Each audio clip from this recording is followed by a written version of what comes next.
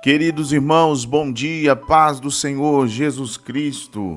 Graças a Deus que nos dá vitória por nosso Senhor Jesus Cristo. Queridos irmãos, Ebenezer, até aqui nos ajudou o Senhor.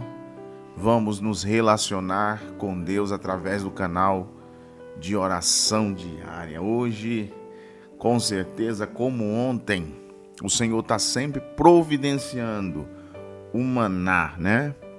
O maná para a gente se fortalecer espiritualmente na presença de Deus. Tem um pão quentinho do céu, como diz a nossa irmã Maria Benedita ali, do Espírito Santo. Glória a Deus. Somos uma família lavada, remida pelo sangue do Cordeiro. Hoje tem bênção do céu para nossa vida, irmão Juvenal. Hoje tem bênção sobre a nossa vida, irmã Eliane Pinheiro, nossa irmã, glória a Deus, Luciana Fagundes. Deus abençoe sua vida, Jailton e toda a sua família. Queremos glorificar a Deus porque o Senhor está aqui conosco. Deus abençoe a nossa irmã Esté, ali de Milão, na Itália. Que Deus em Cristo abençoe. É o pedido de oração da nossa irmã Juciana, para que Deus esteja abençoando de forma gloriosa a vida da Esté. Vamos nesse momento orar, buscar a presença de Deus. Que Deus abençoe Elcimar, Maria Benedita, Isabel Bandeira. Glória a Deus. Precisamos, né, irmã Isabel, da ajuda do Espírito Santo para a gente se aprofundar mais na presença de Deus e orar, buscar a Deus constantemente. Como diz a Bíblia, orai sem cessar, em tudo dai graça, porque essa é a vontade de Deus em Cristo Jesus, nosso Senhor.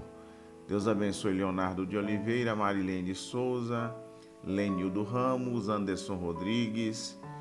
Deus abençoe a irmã Maria Gomes, sempre aqui conosco. Que Deus venha cobrir sua família com a bênção de Deus. Glória ao Senhor Jesus. A irmã Zéza, que está sempre aqui também conosco. Glória a Deus. Deus abençoe a irmã Miriam Miranda, Miriam Araújo, ali da igreja do Valparaíso. Servas de Deus, dirigentes do círculo de oração. A irmã Jacira, a irmã Maria, a irmã Judete, que Deus em Cristo abençoe. Maestro Josias, a irmã Rejane, Deus abençoe a vida de vocês e que Deus venha abençoar de forma gloriosa o congresso do coral Ungidos para Adorar. Glória a Deus. No próximo sábado, com certeza, a mão de Deus estará estendida sobre os grupos que louvarão o nome do Senhor, as caravanas que virão de outras cidades. O Senhor vai trazer todos em paz, debaixo da bênção do Senhor nosso Deus. Vamos orar nesse momento. Querido Deus, querido Pai, queremos orar pela nação brasileira. Nós estamos enfrentando um momento difícil no sul do país, o ciclone, Jesus. Ó Pai querido, tornado, este momento difícil que famílias estão enfrentando. Jesus, ali no Rio Grande do Sul, no Paraná, Senhor, em Santa Catarina, esses estados brasileiros que estão sendo, ó Deus, nesse momento devastados pelo vento, pelo tornado. Ó Deus, Tu és aquele que acalma o vento. O Senhor tem o poder sobre a natureza para cessar o vento, a tempestade, sobre a autoridade que há no Teu nome. Nós cremos, meu Deus, que Tu és aquele que coloca todas as coisas no lugar. As famílias estão orando, igrejas estão orando, e como servos de Deus, nós estamos aqui clamando a Ti, pedindo, Jesus, para que o Senhor venha nos auxiliar. Auxilia ali o sul do nosso país com a Tua mão poderosa.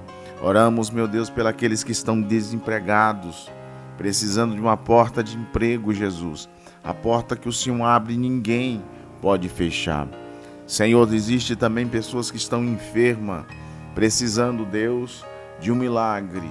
Basta somente uma palavra da tua boca e o milagre acontecerá. Nós olhamos para as Escrituras e encontramos um homem chamado Lázaro, que já estava há 4 dias em estado de decomposição. Mas o Senhor, com a sua voz extraordinária, com a sua voz de autoridade, disse: Lázaro, vem para fora. E ele veio. O Senhor deu a vida novamente. O Senhor trouxe a esperança para o lar, para a família. Algo que já estava morto. Diante de ti, Senhor, dentro das impossibilidades humanas, o Senhor, Ele faz o milagre em nosso favor. Nós cremos no poder da oração. Jesus, os milagres não cessaram. Visita a irmã Nicéia, visita o presbítero João, Neudeci e toda a sua família. Jesus, os teus servos que estão ali na Europa, realizando a tua obra, pastor Márlio, ali em Cartacho, use o teu servo, instrumentaliza, pastor Elifelete, pastor presidente do Ministério Rocha Eterna, abençoe cada vez mais, Senhor, em cada território que o teu servo pisar os seus pés, na realização da tua obra, que o Senhor possa conduzi-lo, ó Deus, em vitória, em esperança, em graça, e que teu nome venha a ser glorificado. Diz a tua palavra, aquele que leva a preciosa semente, andando, chorando, voltará sem dúvida, trazendo consigo os seus molhos. Jesus abençoe, Jesus, o pastor Júlio, a irmã Eliane, abençoe, Senhor, o pastor Júnior, sua família, os missionários que estão na África, o trabalho de missões ali em Guiné-Bissau, Jesus, as crianças, Jesus, as famílias. Jesus, existem muitas pessoas na África, ó Deus, precisando de um auxílio, como a igreja primitiva tinha algumas bandeiras, algumas doutrinas fundamentais, inegociáveis. A igreja da África precisa do auxílio, como a igreja primitiva era perseverante na doutrina dos apóstolos, era perseverante na comunhão e também no partir do pão e nas orações. Jesus, levanta intercessores nesses últimos dias para interceder pela tua obra, pelos líderes, para que as famílias estejam cada vez mais estruturadas diante de ti. Abençoe o Juvenal Gonçalves de Oliveira, o Eric, o Edismário, a Laura Zamboni. Jesus, a família do teu filho, visita com a tua mão poderosa. Tu és o Deus da provisão. Tu és Jeová Jiré, o Deus da provisão. Jesus, provê o mantimento, provê a cura, provê, Senhor, a restauração, o milagre nesta cidade, no seio desta família. Glorifica o teu nome. Aumente o número, Senhor, de pessoas conectadas aqui conosco neste canal. Somos uma família comprada, remida pelo sangue do Cordeiro. Fala conosco agora, Jesus, através da tua palavra. Nós te pedimos, ó Pai, e te agradecemos no nome de Jesus. Queridos irmãos, vamos meditar no livro de Mateus, capítulo 8, sermão expositivo. Apenas 3 versículos vamos meditar nesse momento, de forma expositiva, lendo versículo por versículo e crendo que o Espírito Santo nos dará a interpretação do texto para o nosso crescimento. E descendo ele do monte, seguiu uma grande multidão. Jesus, ele desce do monte, Jesus ia para o monte pregar a palavra, Jesus ia para o monte orar, ia ter relacionamento com Deus. E às vezes que Jesus ia para o monte, Jesus levava Pedro, Tiago e João, os discípulos que estavam ali constantemente com o Mestre, na caminhada, aprendendo, tendo aquele relacionamento com o próprio Jesus. Uma grande multidão seguia. Existiam pessoas que iam porque eram necessitados. Existiam pessoas que iam como espectadores. Existiam pessoas que iam para receber milagres. Antes de nós recebermos milagres, nós precisamos adorar a Deus, reconhecer que Ele é o nosso Salvador, reconhecer que Ele morreu na cruz do Calvário para libertar o homem daquilo que Romanos capítulo 3, versículo 23 está explícito dizendo: porque todos pecaram e destituídos estão da glória de Deus. Jesus, ele desceu do céu para morrer na cruz do Calvário. E quando ele morre na cruz do Calvário, ele remove o pecado da humanidade. É aquela palavra que o próprio João Batista, o percussor, aquele que veio preparar o caminho do Senhor, quando Jesus estava no Jordão para ser batizado por ele. João, ele disse assim: não sou digno de abaixar, desatar as correias das suas alparcas. Eu vos batizo com água para arrependimento, mas eis que vem um depois de mim, que era antes do que eu. Ele vos batizará com Espírito Santo e com fogo. Quando João vê Jesus sendo batizado ali no Jordão para cumprir a justiça, ele diz para aquela multidão, ele diz para os espectadores, aqueles que estavam ali próximo ao Jordão, apontou para Cristo, dizendo: eis aí, Ele é a solução. Eu estava só aqui para preparar o caminho, eu estava cumprindo a minha missão, eu era porta-voz de uma mensagem que ecoava na eternidade. Eis aí aquele que pode perdoar o pecado do homem. Eis aí o Cordeiro de Deus. João diz assim: eis o Cordeiro de Deus que tira o pecado do mundo. Então uma grande multidão seguia Jesus. No versículo 2 diz assim: eis que veio um leproso e adorou.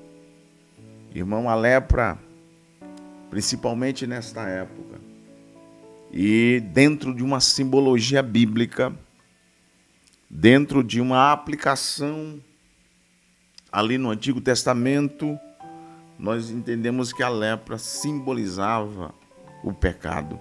Este homem era leproso e ele precisava ser limpo, ele precisava ser purificado daquela lepra. Mas a primeira coisa que aquele homem faz ao ver Jesus, ele adora o Senhor. A primeira coisa, ele não pede, ele adora. Aqui nós aprendemos um princípio. Nós precisamos reconhecer a autoridade de Jesus. Jesus é adorado nos céus, na terra e debaixo da terra. Quando Jesus ressuscitou dentre os mortos, o livro de Filipenses, capítulo de número 2, versículo 5, está dizendo: pelo que Deus o exaltou. A gente precisa reconhecer que o nome de Jesus, todo joelho deve se dobrar, dos que estão nos céus, na terra e debaixo da terra. Quando Jesus ressuscitou dentre os mortos, a Bíblia diz que Deus o exaltou, o nome de Jesus soberanamente. Ele deu o nome acima de todos os nomes, para que no nome de Jesus se dobre todos os joelhos dos que estão no céu, na terra e debaixo da terra, e toda língua confesse que Jesus Cristo é Senhor. Esse leproso, a qual a Bíblia não dá o nome dele, mas não precisa, a atitude desse leproso mexeu no coração do próprio Jesus. Foi como aquela mulher que, antes de tocar nas vestes de Jesus, ela tocou na alma de Jesus. Esse leproso, a primeira coisa que ele faz, ele não faz nenhum pedido, ele adora.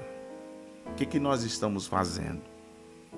Quando nós nos relacionamos numa igreja, nós adoramos a Ele, ou se nós estamos ali para receber a bênção dEle, as benesses dEle, o que Ele tem para nos dar. Nós precisamos entender que nós precisamos servir a Ele pelo que Ele é. e não porque Ele pode fazer, porque Ele faz e porque Ele vai fazer na nossa vida.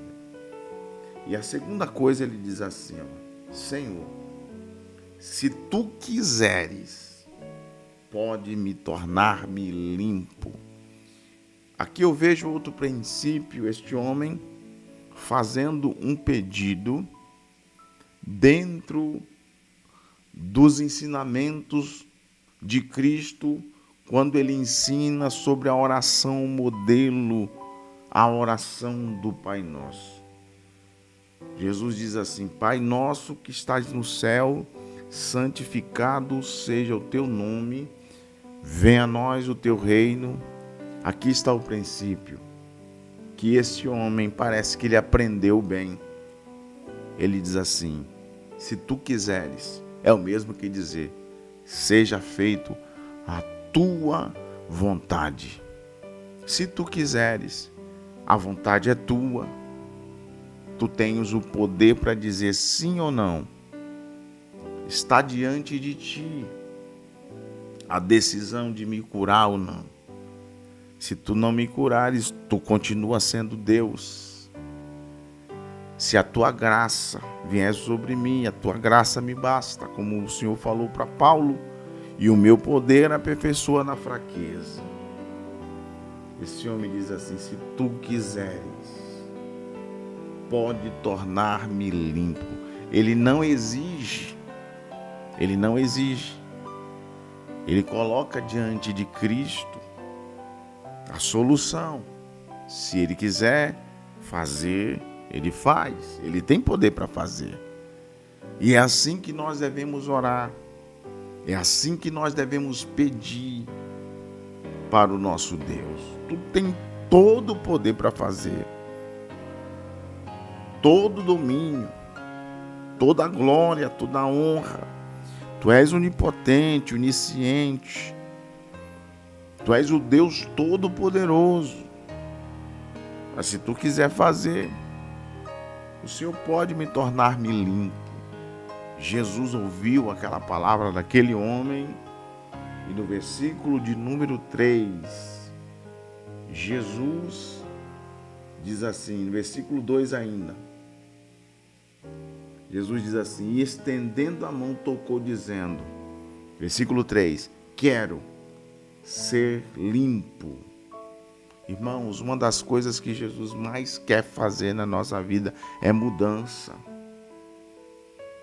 É limpar o ambiente, é transformar a vida do ser humano. É mudar a pessoa de uma forma extraordinária.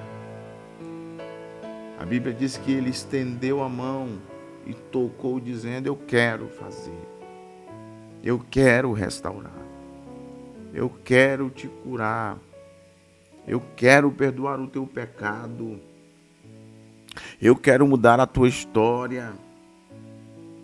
E quando Jesus estende a mão, irmãos, sobre a vida daquele homem, a sua lepra desapareceu. Aquele homem ficou totalmente limpo, curado. E quando a Bíblia diz que o homem ficou limpo, é porque ficou restaurado por completo. E logo, no mesmo instante, quando o Todo-Poderoso, aquele que é dono da vida e da morte, aquele que abre a porta e ninguém fecha, aquele que fecha e ninguém abre, tocou no corpo, na pele daquele homem no mesmo instante, a Bíblia diz que ele ficou purificado. A lepra saiu. Quando Jesus toca na nossa vida, o pecado sai do nosso coração. Toda anomalia, toda tristeza, toda angústia. As pessoas estão sofrendo, né? Como aquela mulher tinha 12 anos indo atrás dos médicos, e a Bíblia diz que por nenhum deles ela pôde ser curada, e ela só gastava o seu dinheiro, a sua fortuna, e nenhum médico pôde fazer nada por aquela mulher. até o instante que ela tocou na orla do manto de Jesus. Jesus sentiu que alguém tinha lhe tocado, porque dele tinha saído virtude. Assim foi na vida deste leproso. A lepra saiu imediatamente e ele ficou purificado. No texto segue, no versículo 4, Jesus dizendo: não conte nada a ninguém. Vai lá, apresente a tua oferta diante do sacerdote para que sirva de testemunho. Aqui Jesus estava naquele período do ministério oculto. Ministério oculto, 3 partes do ministério de Cristo: o oculto, onde Jesus se revelou, e o momento da glorificação. Jesus disse: não conta a ninguém. Tem coisas que não precisa a gente contar para A, B ou C. A gente tem que falar com a pessoa certa, né? Às vezes a gente sai contando aquilo que nós recebemos para todo mundo e às vezes não é bom, não edifica. E às vezes nós perdemos a nossa bênção. Amém? Que Deus abençoe sua vida. Em nome de Jesus, levanta as mãos aos céus. Diga assim comigo: a graça de nosso Senhor Jesus Cristo, o grande amor de Deus, a comunhão e a consolação do Espírito permaneça conosco hoje e sempre. Todos digam amém. Deus te abençoe neste dia, em nome de Jesus. Amém. Glória a Deus.